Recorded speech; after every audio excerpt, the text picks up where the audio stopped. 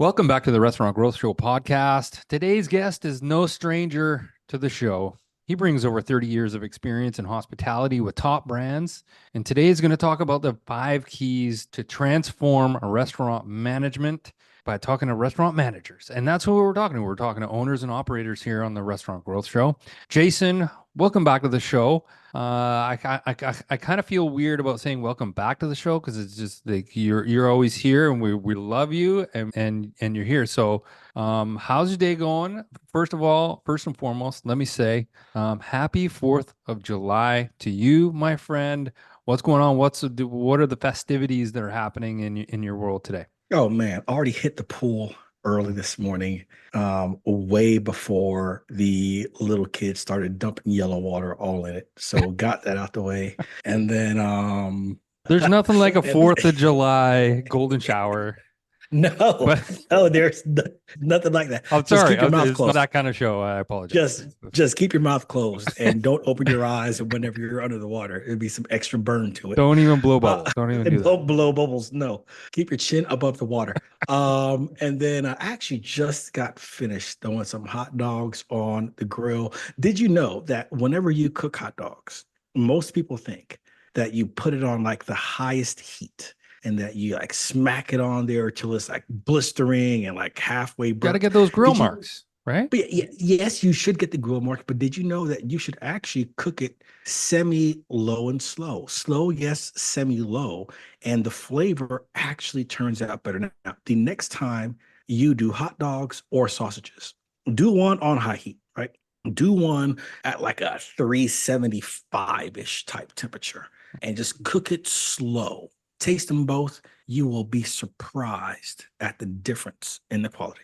Well, now I'm hungry for hot dogs and smokies and sausages. So thank you for that. This will be an expedited edition of the Restaurant Growth Show because then I've got to run out and get some dogs and get them on the grill. That's it. That's it. So thank you, sir. So today we're going to talk about the top 5 keys to transform restaurant managers. Now that could mean a lot of things. That could mean, personal development and all of these kind of things. Jason, can you start off by reminding us what the keys are, and then we'll dive into each one of the keys and we'll talk about each one of those. Okay, what are the 5 keys to transform a restaurant manager? The 5 keys first come from my book, Every Leader Needs Followers. And the 5 keys are actually put together in a very specific order. And it just so happens to spell out the acronym model as well, MODEL. The first key is master your KPIs. Second key is owner like orientation, followed by number 3, delegate by creating mini GMs. And then the fourth one, engage with one-on-ones. And then the fifth one, leading with the right mindset, managing versus leading versus coaching.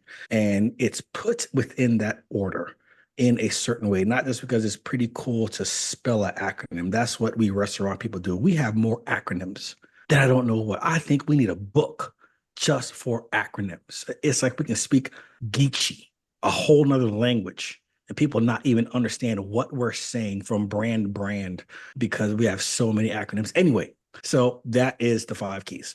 It's true. Acronyms are out of control. There are a lot of things in this world that we need to really pay attention to and put under wraps. Acronyms could be one of them because it's not just in hospitality, it's in the business world. If you've got a business degree, if you worked in corporate for any amount of time, acronyms are running afoul. They're all over the place. And sometimes we can really, they're their own language, to be honest with Mhm. you. But what we're going to do is we're going to break down this acronym and we're going to spoon feed it to our listeners. Number one, there's an acronym within the acronym, Jason. Okay. You've got the It's top true. five. We got the 5 keys to transfer from restaurant managers, which is model. But now in the first one, there's a KPI. There's an acronym within in the acronym, and it's KPI. Can you break down? Can you please explain to me what a KPI is, number one, and then break down for us why a KPI is crucial for restaurant managers to succeed as leaders? Bite-sized pieces. Okay, so KPI first, performance indicator. Key performance indicator is a measurement that tells you whether you are doing well or need to make more improvements, need to hone in on something, need to dive deeper into certain areas. Most KPIs or key performance indicators are typically connected to your business goals. Again, you said it best. It's not just the restaurant industry. And I would hate to work in tech. I bet in tech, there is so many more acronyms than I could even imagine. Anyway, though, so master your KPIs is first. Why? Because you're a business first. If you really boil it down, we are a business first, no matter what we do, unless we are a volunteer. And even at that point, we still need to at least make money in order to keep the nonprofit going. But we are a business first. So mastering your key performance indicators is one, good to keep your business going. Two, it's good because that's probably how you're graded on your own performance by your direct supervisor, by your owner, by your investors, is by those KPIs. So if you don't know what it is that you're being graded by, how can you perform better?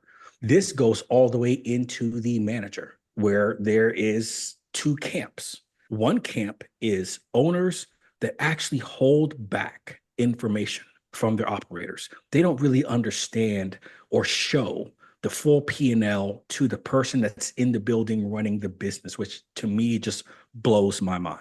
The other camp are operators and owners that actually share the P&Ls to the team to ensure that they understand what they're being held to. Hate to make it sound like it's some kind of prison camp, but it is what you're being held to, what you're being graded on, what you're being judged on. So you have to know going into your role what those key performance indicators are so that you can understand even hour to hour how you're performing. Of course, there's lots of great technology out there these days that can even tell us minute to minute and tell us within the next 90 minutes, within the next 2 to 3 hours, what you're probably going to do to help you make changes and be more nimble with running your business. But mastering your KPIs, not just because you're a business first, but also because it's how you're being graded as an individual. You have to understand what those are, what moves those levers, and how you can do better at doing them. Very well said, my friend. And I think Peter F. Drucker said it best when it comes to KPIs. You can't manage what you don't measure, and it's applicable across all industries. But KPIs are indeed incredibly important. I agree. I think it's applicable to life. And one of my favorite things, actually, speaking about acronyms, other than IPAs and APIs that were in tech, which I get confused sometimes. I always have to think. Is the concept of I'm also about things, and Gord knows about this. It's empowerment, integrity. And so when you talk about the owner-like orientation, it just excites me, and I would love to hear from you about the impact that this integration has into new hires, and into the restaurant's culture, and most importantly, the impact in the operations. Owner-like orientation, absolutely. It's one of the things that people think is this black secret box that really well-run brands have, and no one knows what the code is to get in there to figure out that secret sauce. And what I mean by that, whenever people think about some of the best service standards when it comes to people and bringing them on board to all perform similarly. And some people think about Chick-fil-A. They really think, oh man, Chick-fil-A, they do it awesome. They have this special island where they grow people and they like fly them in, and then they distribute them to all the Chick-fil-A's. And then it's just like so wonderful. Or that they hire people from your town, they take them to the back office, and then they have this holy water. They dunk their heads in there until there's no more bubbles. Is And this then when they wait? pop up, Is this like the island of misfit toys? I'm getting yes, visions. Okay, all yes, right, okay. Sorry, yes. I had And to make then the connection. and then when their head comes up, they all start saying please and thank you, and they all know how to properly do their jobs. That's just not true. It's not When it comes, magic. So you're it's saying it's not, not no, magic. Okay. Okay. it is not magic. It's not some secret black box somewhere. A lot of the reasons why we need to focus on the owner-like orientation is, one, we have to stop bringing people in with the small picture of just a few things, and we have to understand how can we show who we are, even as a single store operator, who we are within our community, even before they come in. How do we let them know what the brand is, what we're for? Because the people that we interview, I'll take it back to just the interview. Out of the 100% of people that you interview, maybe 10 to 15% end up working for you. How do you transform that other 90 to 85% into regulars? Into like, man, I didn't get hired.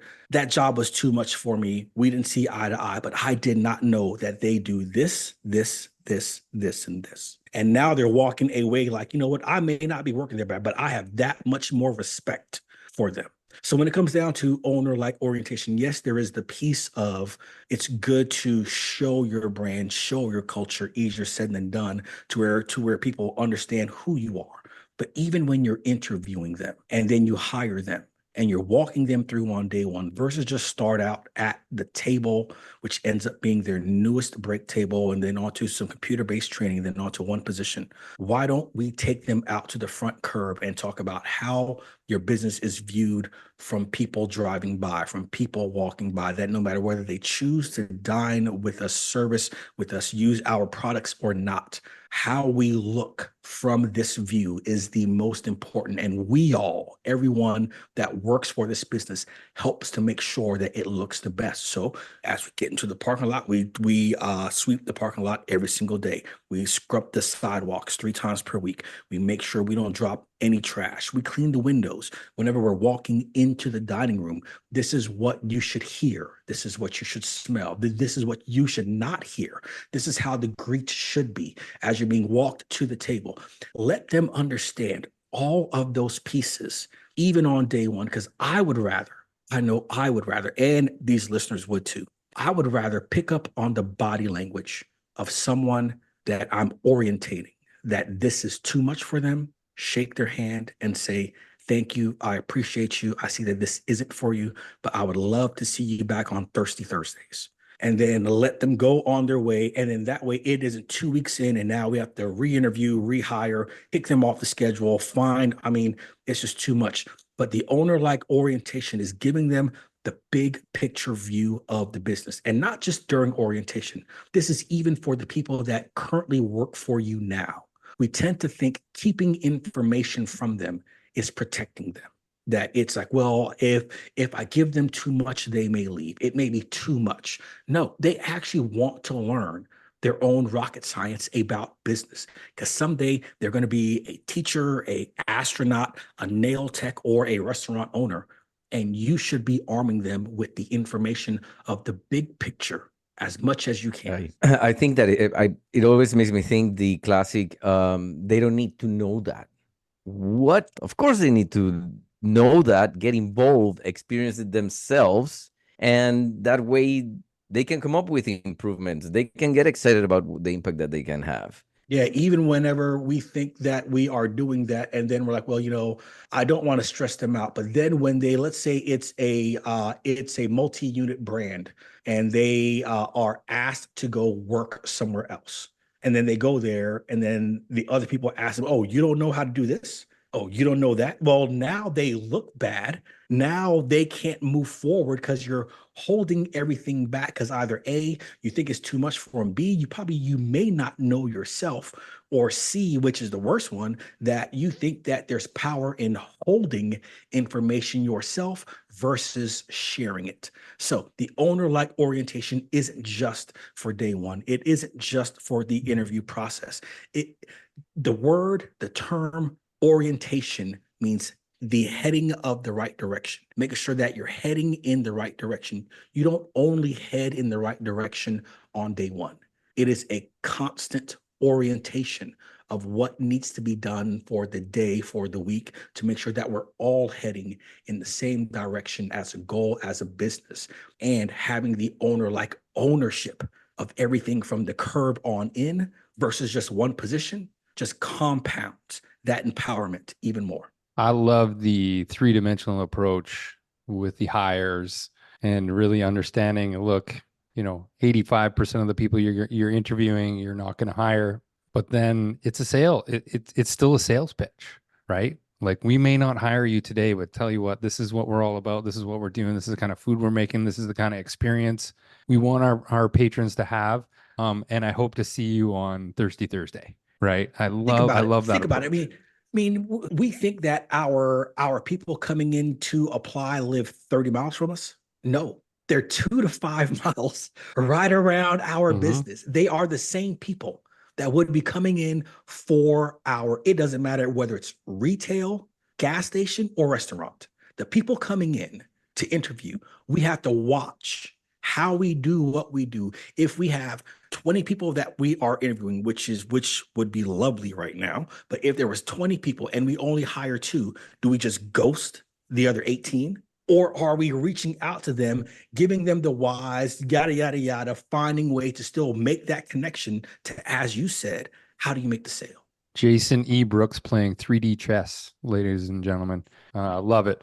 Jason, speaking to number three in the 5 ways to transform restaurant managers, delegate by creating mini GMs.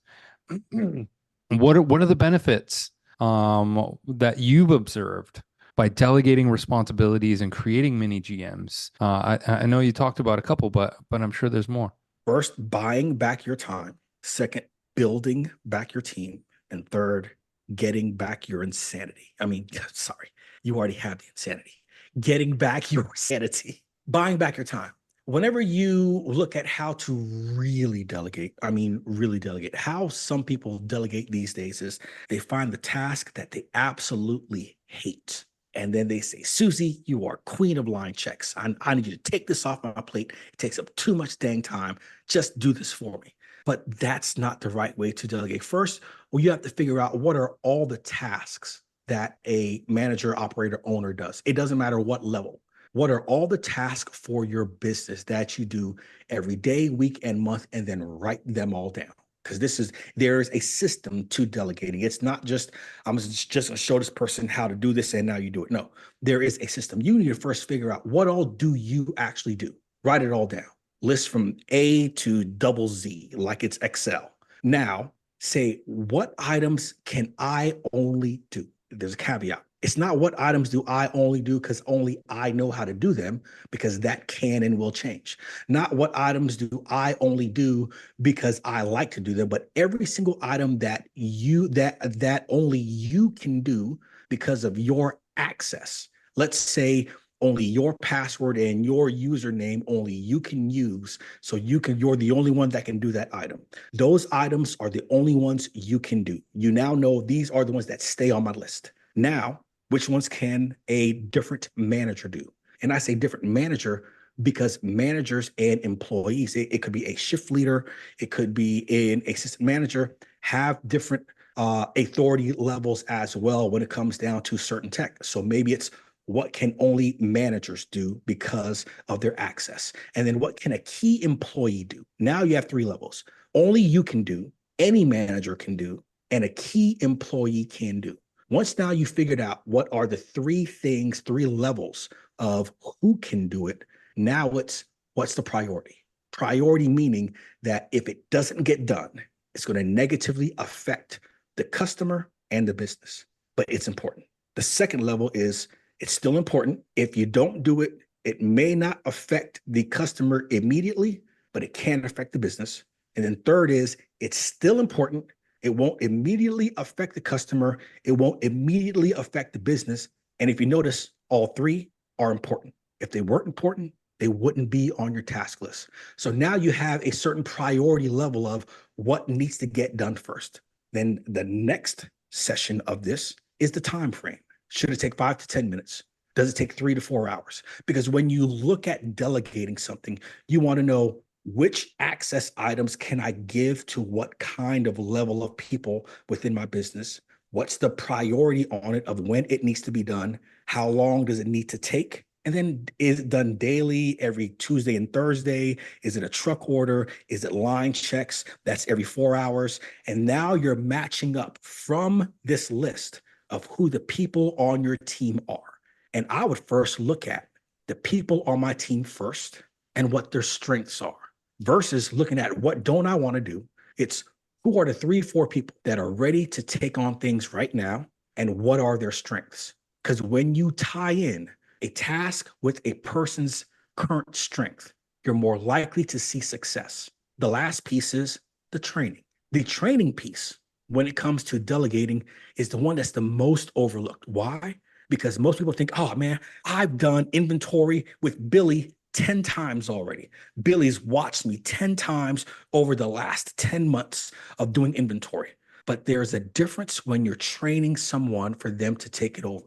Because whenever Billy saw you do it, Billy like, oh, there's Gordon doing his inventory. He may ask me for this. He doesn't know where to find it, the whys, all of the little tidbits. And although you may have mentioned it to him, there's a difference when you're listening because you know it's going to be yours, and when you're listening because you're just helping someone out. When you're helping someone out, you ain't really listening. You are just trying to get to the end of that task. So all of those pieces, yes, delegating is crucial. Yes, it is a system, but when you do it right, you will get your time back. Because when you look at those tasks that you're now taking off your list because you've trained them right, you can actually do the math of how much time you have back in your day and week. You're building back your team because now you're actually building people back to key number 2, owner-like orientation. Do you have people owning more pieces of getting things done? And 3, your sanity. Your sanity now gets to come back because you don't feel like, man, instead of coming in at 8 a.m., I'm going to come in at 6 a.m. And versus leaving at 8 p.m., I'm going to leave at 10 p.m. And although you stay for an extra 4 hours, you still only finish 80% of those tasks because you're only human. You get your sanity back because you're able to focus on the key things that need to be done by you in order to get back to key number 1 of mastering your KPIs. If you want to go fast, go alone. If you want to go far, go together. True story. I really like that you said that, Gord. I think nothing galvanizes a culture or a team than a common goal or a common enemy. So by sharing information, it's important because then those issues become owned by everything. It comes back to the owner-like orientation. Oh, I love it. Now, let me ask you this, though, because I bet that in terms of leadership, this can be challenging to effectively engaging with team members. So how do management effectively engages with team members to foster better decision making? I mean, even whenever we say, how do we better engage with team members, that can be tricky because we have a lot of managers that were never formally trained for their role. They came into their role because they were so good at what they did, but they weren't good at making sure others around them were good at what they did. They thought that since I'm so naturally good at doing this, I can naturally teach others to be as good as me. But being able to manage people in a high stress environment isn't something natural. It is learned. So even whenever we go back to how do we effectively engage with team members, it is tricky because some people don't know how to do that. They just think that I need to keep telling them or showing them how I would do it and tell them what I went through and give them more this and give them more fat and give them more that. To be honest, to effectively engage with your team members, you have to create a space for you to get to know them.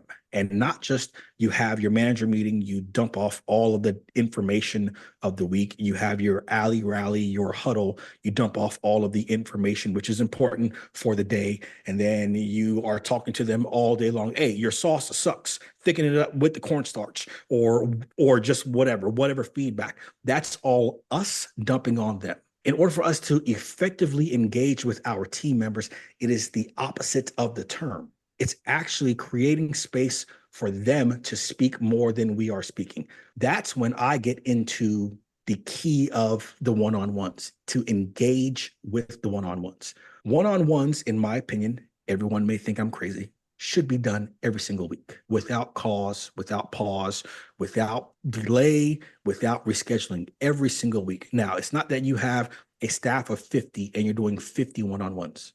You're doing one-on-ones with the people that report directly to you and only them. And then they're doing one-on-ones with the people that report directly to them. But as a leader, as a manager, you have to make sure you do weekly one-on-ones. And the one-on-ones isn't just time of sitting there staring at the wall or scrolling on your phone. I like to say do a fruit basket, meaning take your apple, take your whatever, blackberry. I know if anyone has a blackberry right now, first of all, that is awesome. But take all your phones. I love throwback technology. That's great. It is Thursday too. It's Throwback Thursday. Take That's all right. your phones, put it in the basket, take it to the side, and your one-on-one is 30 minutes. And it's the same time every single week, the same day for that individual. And it's on your schedule and it's on their schedule. I can guarantee you the first 4 to 6 weeks, if you've never done a one-on-one, it's going to be awkward. They will not know what to talk about. They will think it's a test. They will think that there's some kind of microphone somewhere. You're trying to catch them saying something wrong until they open up. But in this 30-minute one-on-one, the first 10 minutes should be them to speak about anything. First 10 minutes, they can talk about their kids, their hobby, Marvel versus DC, latest hockey game. It doesn't matter. The next 10 minutes is for you to update them on any questions that they had from the prior one-on-one. And the last 10 minutes is them back to speaking to you about their professional goals or challenges within the workplace. Again, the first few times it's going to feel awkward, but you will see that they begin to bring more stuff to you. Why this ties into Delegate is because I brought up buy back your time, build back your team, get back your insanity. Half the time when you get those crazy phone calls at 12 at night, at 2 a.m., and it's like, Jose, we ran out of paper towels. What should I do? And you're like, what? You're calling me about paper towels at 2 a.m.? Half the time when our team is constantly reaching out to us, listen to this carefully, is because they don't believe that we understand their intention. And since we don't understand their intention, they have to call us or stop us or do something to second guess, to ask what may seem like crazy questions. When we build a space with one-on-ones for them to know, Gordon now knows me. Jose now knows me. I talk to him every single week about this. He knows I will take a medium risk for maximum return because he has created a space to get to know me and for me to bring my problems in, even with problems that they would typically bring you all day long, all week long, to where you are taking time away from what you could be doing. They will save it to the one-on-one and bring it up then. Again, buying back your time, building back your team, and teaching them how to think on their feet.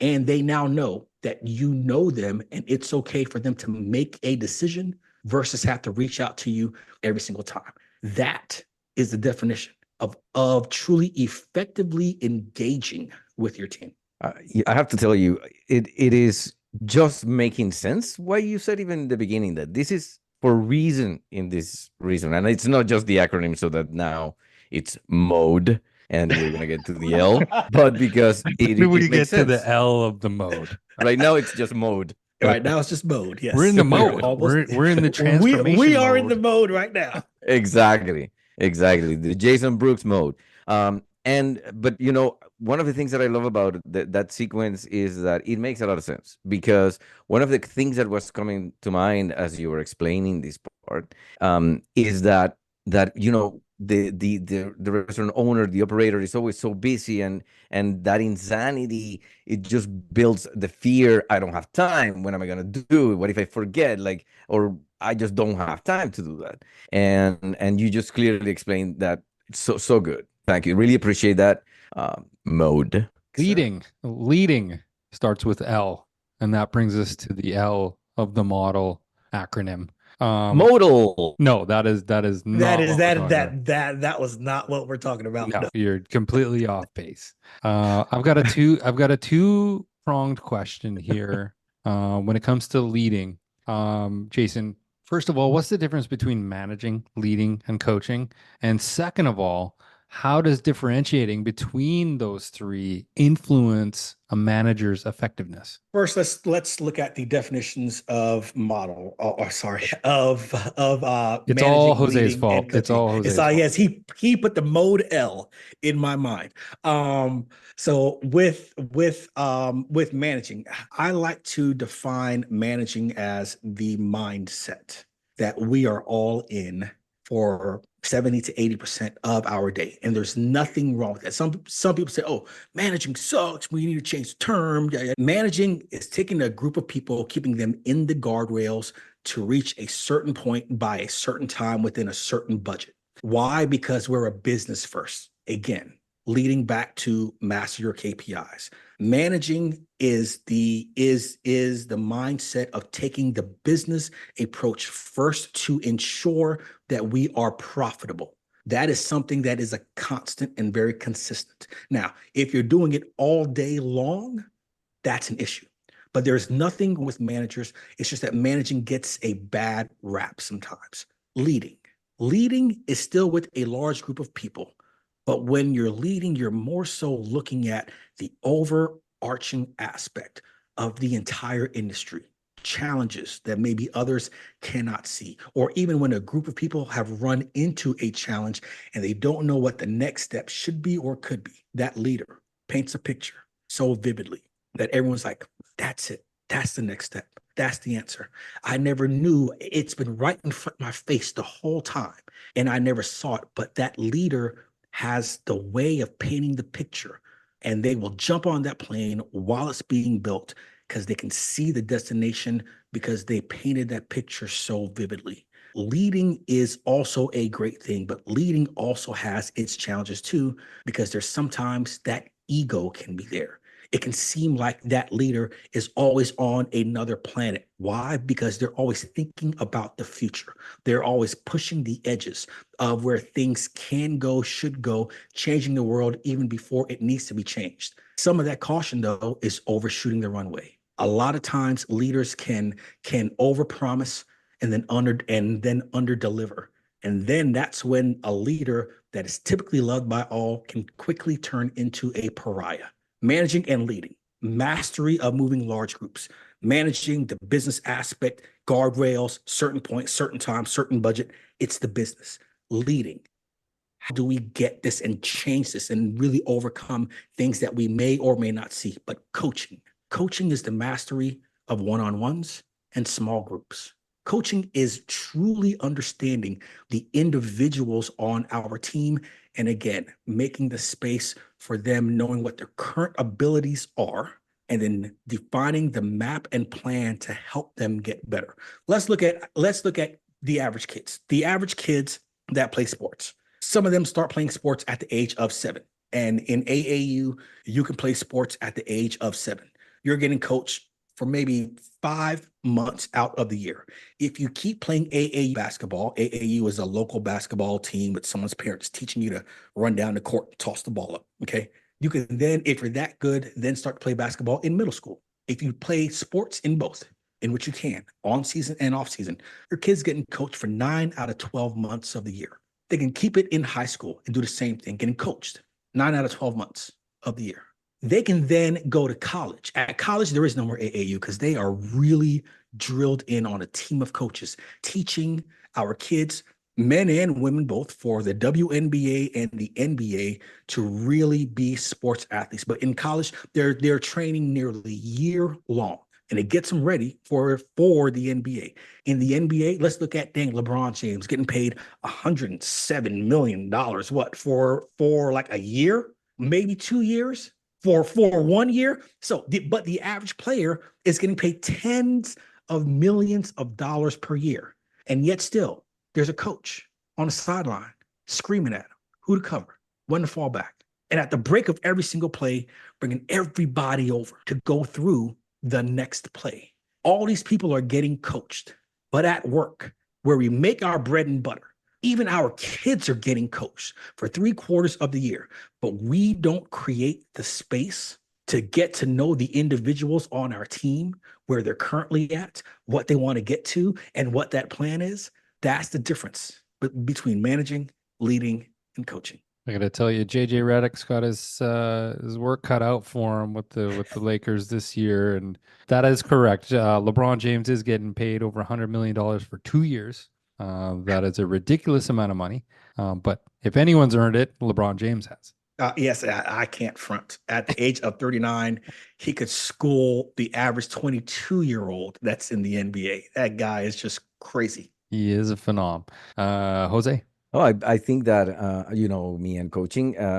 I think that one piece to add to that is that in that practice, right, in the exercise that the coach gives, right, the practice that brings the master out, there is the empowerment. Just to wrap it all back up, the empowerment of the employee, the empowerment of the individual to find their own access to that power by just the coach giving them the practices. Masterful. Love it. Now, the model is now complete, but it is still pronounced model. MODEL. Now it's complete. So, what are some practical steps restaurant managers can take to implement these 5 keys and see tangible improvements in their operations? First thing that everyone listening has to do is call Jason E. Brooks, go to his website, ask him to come in to help them with these steps. No, actually, beautifully woven in, gorgeous. You can't get it done. You can't get it done unless you call Jason. So no, but whatever. The first thing that we have to do to really get this implement is to understand what our goals are. Everything, when you go back to the very top, everything going back to the very first key is what's the goal? And of course, we don't just have one goal. We typically have 3 to 5 goals. Let's keep it at 3 to keep things simple. So whenever we have these 3 goals, most of the time, these 3 goals are made annually. At the end of the year, we figure out next year, our goal is to blah, blah, blah, blah, blah. But how many times do those goals make it down to the guest-facing employee? How many times do we create these goals? We feel real good. We give high fives around the king's table inside the ivory tower. We print it on some pretty parchment paper, slap it on the wall. Like, yeah, we're going to do that right there. 10 hours into it, there's 17 fires. And then 10 months later, they're like, man, we didn't come near any of our goals. Why? Because 1, we didn't figure out how do we connect the goal with the human behaviors within our business. And what I mean by that is that if there's 3 goals, let's say it's to build sales, is to improve food safety, and to grow digital sales to 30%. The question is, for every position working in our business, what are 3 things that they can do to help each goal for each position?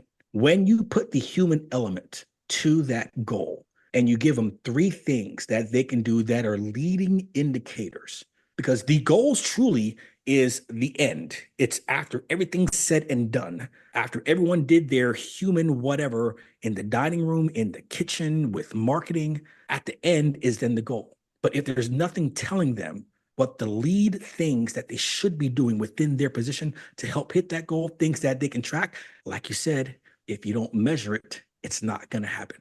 So what are the leading indicators by position each position should be doing to help hit those goals, and then make it big, bold, and beautiful?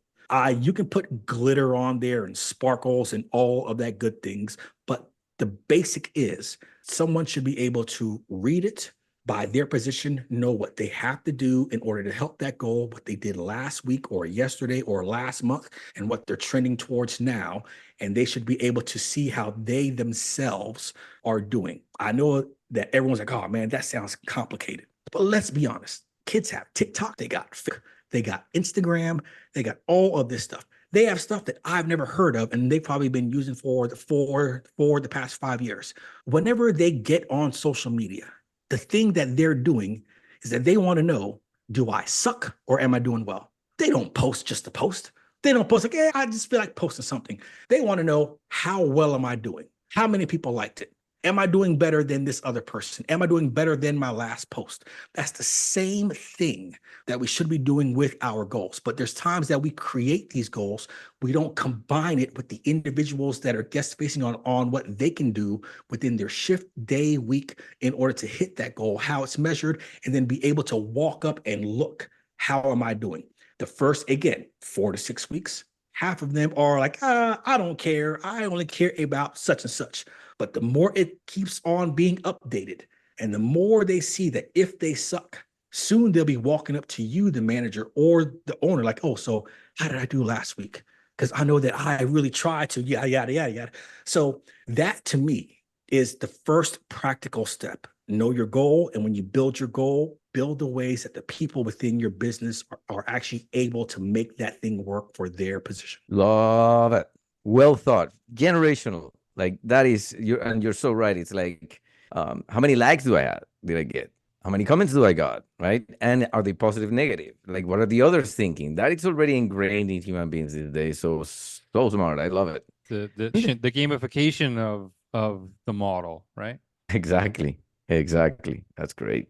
I think we're running out of time, Gordon. That is true. We are running out of time today. Jason, now's your time to plug away.